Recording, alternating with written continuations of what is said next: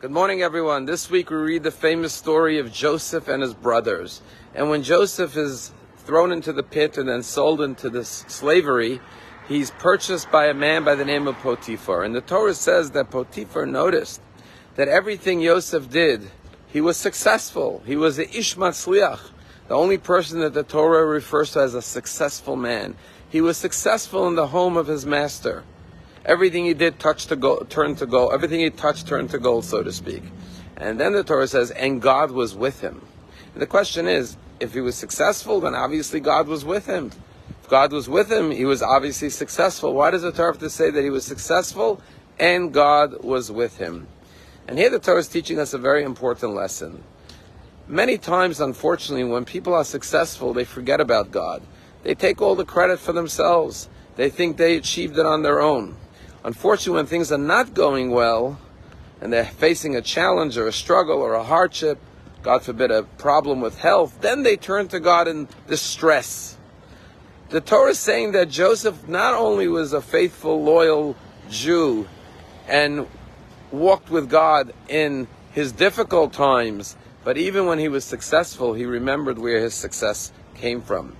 And that's the first lesson. When we're blessed with success, we shouldn't take the credit for ourselves. Yes, we may have worked hard, but ultimately Hashem blessed us, and we should appreciate that blessing, and we should turn to God in good times.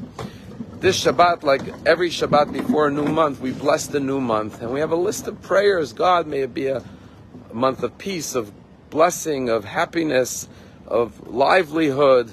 And then we say, God, may it be a life, a month filled with fear of heaven, Yirat Shamayim, fear of God. But then we go on a little later in the prayer and repeat it again. And the question is, why do we ask twice for the same thing? And the Chafetz Chaim gives a very interesting answer. He says, right after the first request for fear of heaven, we then ask for Chaim Shel Osher V'Kavod, may it be a life with honor and wealth.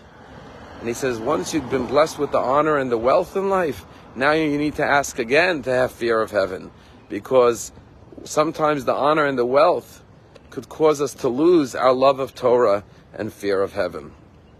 There's a story about this wealthy Hasidic Jew who used to come to shul every day for Mincha and Ma'ariv after a day's work and pray with great feeling and love and concentration and devotion. And then one day his business went bad and he lost all his wealth. And he continued coming to shul every day after work and praying with the same joy and radiance on his face. And someone came up to him and said, I have to tell you that when you were wealthy and successful, when I saw you praying with so much light and joy in your face and devotion to God, I said, oh, it's easy. If I was that wealthy and successful, I would also feel that good about my prayers.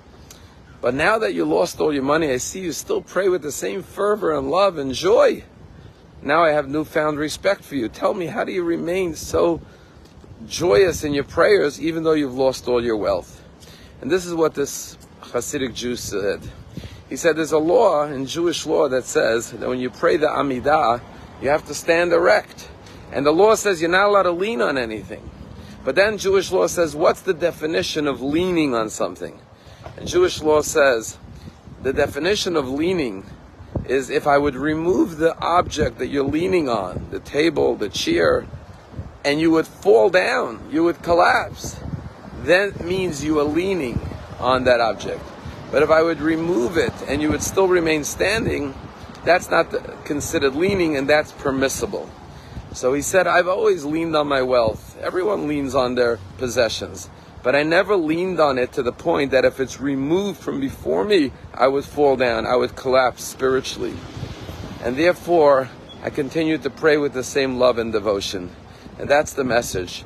By all means, God should bless us all with great success. But the first lesson is, don't forget about God in your moments of success.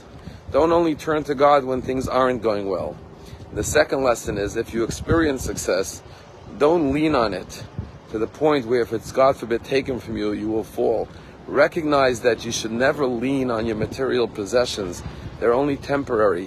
What you really should lean on, of course, is Hashem. Have a wonderful day.